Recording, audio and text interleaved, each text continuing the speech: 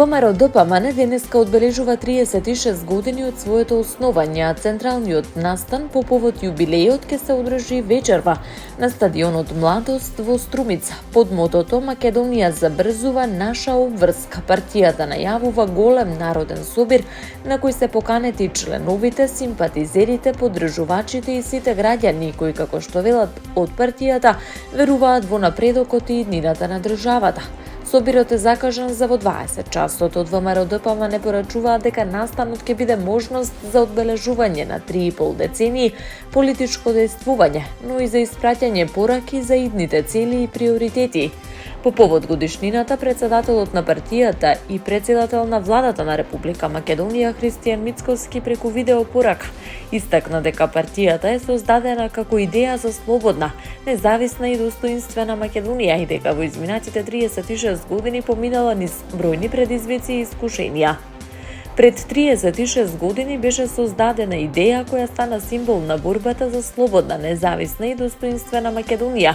Денес гледаме напред и зборуваме за развој, економски пат, нови инвестиции и подобри плати, порача Мицкоски. Генералниот секретар на партијата Драган Ковачки нагласи дека изминатите 36 години биле обележани со стремежот кон независна и силна Македонија, додавајќи дека партијата останува фокусирана на подобрување на животниот стандард на граѓаните, економскиот развој и евроинтеграциите. Според него, мотото на партијата ја отсликува и определбата на владата и институциите за спроведување на реформи и надминување на предизвиците од минатото. ВМРО-ДПМН е основана на 17 јуни 1990 година, кога во тогашниот дом на млади во Скопје е одржано и основачкото собрание на партијата. Денес, 36 години подоцна, партијата во Струмица ќе го одбележи јубилејот и ќе испрати пораки за идниот развој на државата. На денешен ден, 17 јуни, се навршуваат 8 години од потпишувањето на Преспанскиот договор меѓу Македонија и Грција, документ кој стави крај на повеќедеценискиот спор за името меѓу двете соседни држави, представуваше една од позначајните политички одлуки во поновата македонска историја. Договорот беше потпишан на 17 јуни 2018 година во селото Нивици, на грчката страна од Преспанското езеро. Потпис на документот ставија тогашните министри за надворешни работи Никола Димитров и Никос Кодзијас, во присуство на премиерите Зоран Заев и Алексис Ципрас, како и на бројни високи представници на Европската унија и меѓународната заедница, меѓу кои посредникот во преговорите Митју Нимиц, еврокомесарот Јоханес Хан и високата представничка на Европската унија Федерика Могерини. 8 месеци по потпишувањето, договорот беше ратификуван во парламентите на двете земји. На 12 февруари 2019 година официјално стапи во сила, пошто Македонија го промени своето уставно име во Република Северна Македонија. Согласно договорот, државјанството остана македонско, државјанин на Република Северна Македонија, додека македонскиот јазик е потврден како официјален јазик на државата. Потпишувањето и имплементацијата на договорот предизвикаа силни реакции и подолби во јавноста и во двете земји. Во Македонија беше организиран консултативен референдум со прашањето дали сте за членство во Европската унија и НАТО со прифаќање на договорот помеѓу Република Македонија и Република Грција. На референдумот излегоа 36,91% од запишаните избирачи, што не беше доволно за исполнување на потребниот цензус. Од оние што гласа, 91,47% се изјаснија за, 5,64% против. Периодот пред референдумот беше обележан со интензивна политичка и дипломатска активност, како и со посети на бројни странски, државни и европски функционери, кои ја поддржуваа спогодбата и ја поврзуваа со евроатлантската перспектива на земјава. Преспанскиот договор овозможи Грција да ја повлече блокадата за членството на земјава во НАТО, пошто Македонија стана полноправна членка на Алијансата во март 2020. Во едно Атина се уврза дека нема да го попречува европскиот интегративен процес на земјата, иако пристапните преговори со Европската унија се уште не се започнати во целосен формат поради нови предизвици во процесот на проширувањето. И по 8 години Преспанскиот договор се уште останува една од најдискутираните теми во македонската политика и општество, со различни ставови за неговото значење, последици и придонес во државата. Министерот за надворешни работи и надворешна трговија Тимчо Муцунски предстојува во официјална посета на Даблин, каде оствари средба со министерката за надворешни работи, трговија и одбрана на Ирска Хелен Мекенти. Во фокусот на разговорите се билатералните односи меѓу двете земји, европската интеграција на Македонија и актуелните регионални и глобални предизвици. На средбата е констатирано дека Македонија и Ирска имаат одлични односи и заедничка определба за натамошно продлабочување на политичката, економската и трговската соработка. Соговорниците разговараа и за можностите за унапредување на партнерството во повеќе области од заемен интерес. Посебен акцент е ставен на процесот на европската интеграција, особено во пресред на претседавањето на Ирска со Советот на Европската Унија, кој започнува на 1 јули. Министерот Муцунски изрази благодарност за континуираната и принципиелна поддршка што Ирска ја дава на политиката на проширување на Европската Унија и на евроинтегративните аспирации на државата. Тој потенцираше цврстата определба на владата за продолжување на реформските процеси и напредокот на европскиот пат, нагласувајќи дека членството во Европската Унија останува стратешка цел на земјата. Во рамки на посетата Муцунски оствари средба и со претседавачот и членовите на заедничкиот комитет за прашања поврзани со Европската Унија при двата дома на Ирскиот парламент. На средбата е разговарано за актуелната состојба во евроинтегративниот процес и за реформите што земјата ги спроведува. Министерот истакна дека кредибилен и предвидлив процес на проширување заснован на заслуги и исполнување на копенхашките критериуми е од суштинско значење за зачувување на довербата во Европската Унија.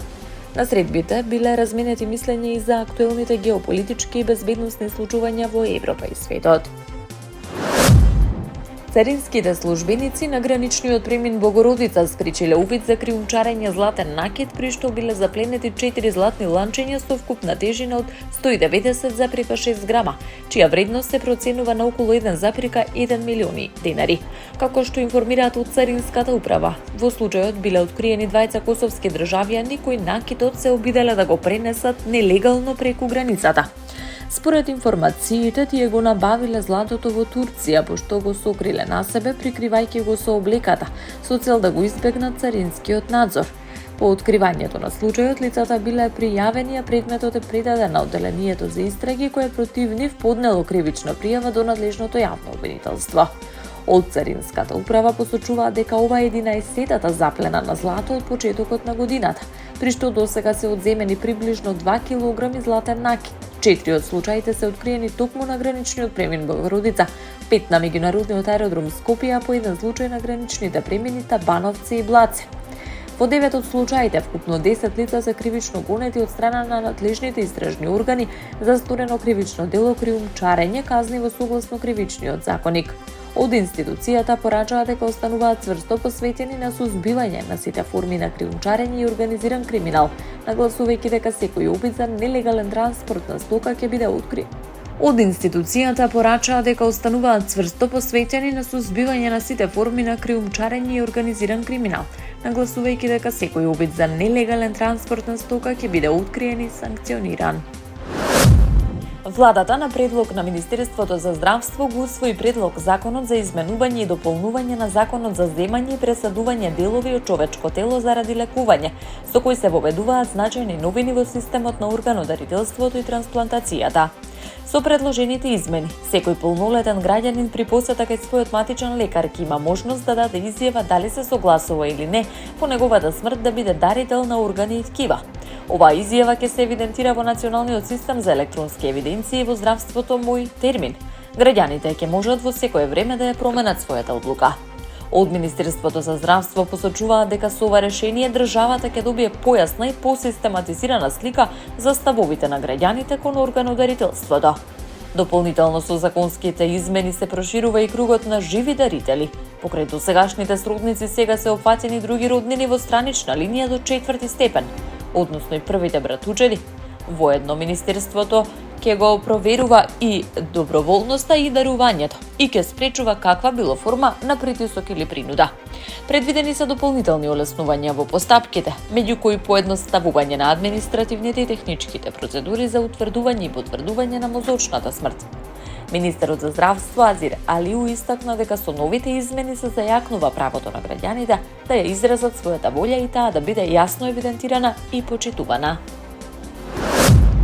Арапската телевизија Ал Арабија објави нацрт договор од 14 точки за кои се тврди дека треба да биде потпишан од високи представници на Соединетите Американски држави и Иран во Швајцарија. Според објавените информации, документот предвидува моментален и траен прекин на војните дејствија на повеќе фронтови, вклучувајќи го и Либан, како и укинување на американската поморска блокада врз иранските пристаништа. Во деталната анализа што ја пренесува медиумот се наведува дека договорот би можел значително да ја промени рамнотежата на силите на Блискиот Исток. Според толкувањата во текстот, тој би представувал значаен геополитички пресврт со потенцијални последици врз безбедноста и економската архитектура во регионот.